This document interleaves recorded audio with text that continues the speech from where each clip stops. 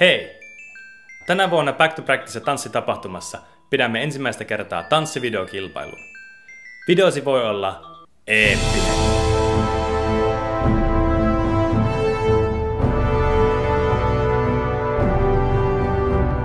Traaginen.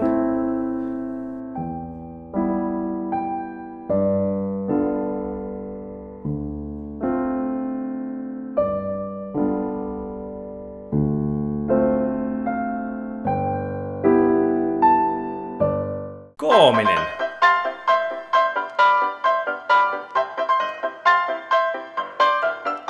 Maaginen.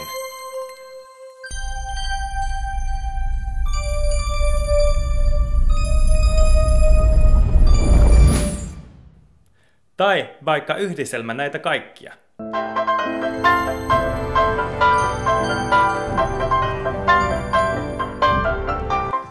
Ainoat säännöt ovat: videon täytyy olla noin 3 minuutin pituinen, tanssin täytyy olla keskeisessä roolissa ja kilpailijatiimillä täytyy olla vähintään yksi edustaja tapahtumassa.